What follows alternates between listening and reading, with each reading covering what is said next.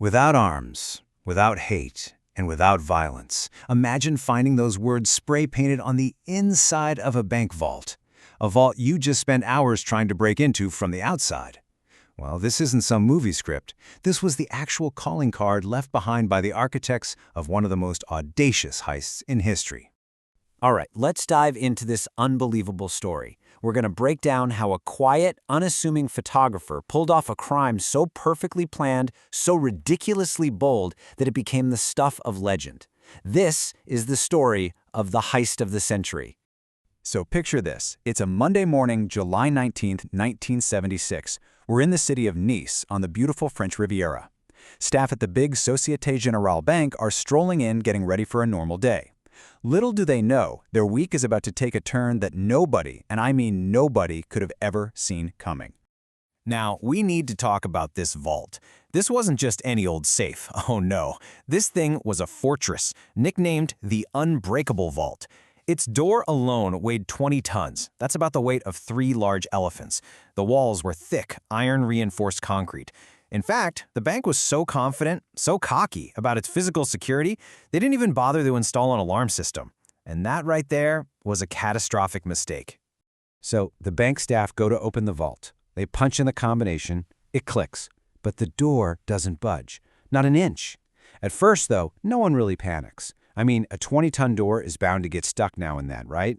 They just figured, it's just being difficult again. A simple mechanical issue. So they call in the experts, the very company that built the vault. But nothing. Even their top guys can't get it open. The hours are just ticking by. You've got customers lining up, the bank's reputation is on the line, and they're starting to get desperate. There's no sign of a break-in on the outside, so they decide their only option is to drill a tiny peephole through that massive door, just to see what's going on. And what they saw through that little hole, well, it was impossible. The vault door had been welded shut from the inside. Just let that sink in for a second. Everyone was stunned. There was only one way into this vault. No back doors, no windows, nothing.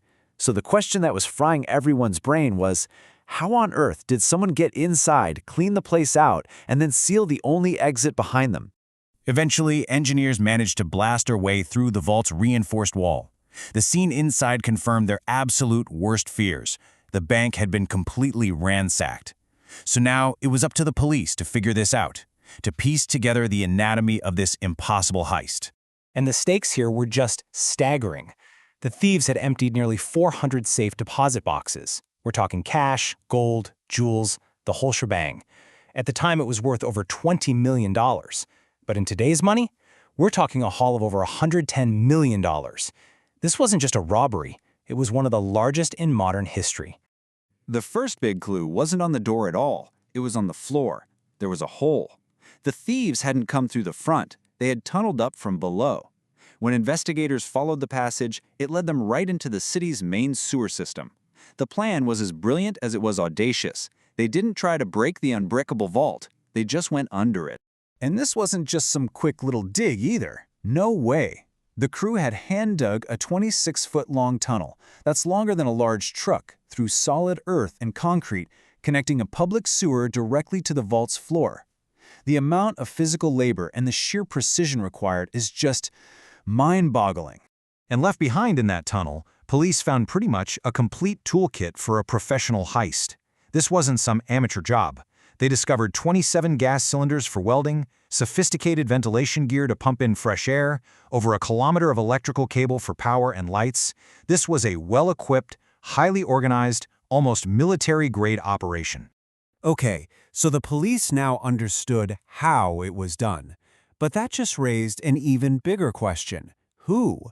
Who had the brains, the guts, and the resources to orchestrate something this complex?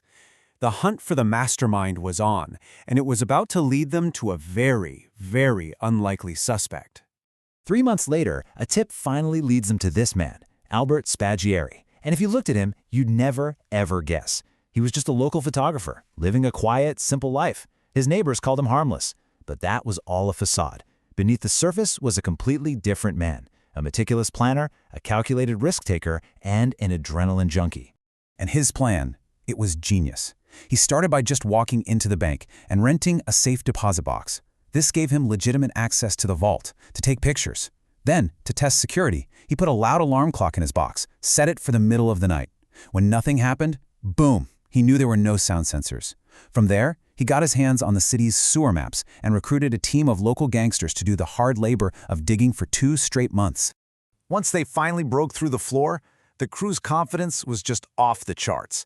They didn't just grab and go. No, they spent the entire weekend, 27 hours inside the vault. They brought food, they brought wine, they literally had a picnic on the vault floor as they calmly looted box after box, totally undisturbed. Then they welded the door shut and just walked out the way they came, leaving that famous message on the wall, the nerve. So Spaggiari gets arrested, and to everyone's surprise, he confesses almost immediately. Case closed, right? Not even close. For a man like him, getting caught wasn't the end of the story. It was just the intermission. His grand finale, his greatest performance, was still to come. All right, so imagine this from my perspective. I'm in the judge's office for a hearing. This is my shot. I tell him I have crucial evidence, a coded map that lays out the whole crime. But, I say, it's complicated. I have to show it to him myself, in person. The judge, completely intrigued, takes the bait. I hand over the document. It's just nonsense, but it looks real. As he leans in, totally absorbed, trying to decipher it, I'm already making my move. My eyes aren't on the map. They're locked onto the office window. My escape route. And in one swift, shocking move, I jump up, sprint to the window, and I'm out. A leap of faith from the first floor. I land perfectly on the roof of a parked car down below, the metal buckling just enough to absorb the impact. Before anyone inside can even react, my accomplice is there. A motorcycle roars up to the curb. I jump on the back, and we peel out into the city streets. And just like that, I vanish. They never caught me again. Albert Spaggiari was gone, forever. That escape cemented Spaggiari's legend, for sure. But the heist itself sent shockwaves through the entire banking industry. The unbreakable vault had been broken. It forced a complete revolution in how banks everywhere thought about security. And you can really see the direct impact here. In 1976, no alarms, no cameras, no way to detect tunneling. But today, it's a completely different game. Modern high-security vaults have seismic sensors to detect vibrations, thermal sensors for body heat, AI-monitored cameras, and even ground-penetrating radar, all to prevent the exact kind of attack Spaggiari pioneered. Years later, while he was still a fugitive, Spaggiari actually gave a televised interview. And when he was asked why he did it, his answer revealed everything. It was never just about the money. For him, the heist was the ultimate adventure, the culmination of a lifelong search for a thrill. He was basically taunting the authorities and loving every second of his infamy. Albert Spaggiari died in 1989, reportedly of natural causes, having never spent a single day in prison for his crime. And that leaves us with this fascinating question. Was he just a common criminal who got lucky? Or was he something else entirely, a meticulous, brilliant artist whose medium just happened to be crime itself? Now that is something to think about.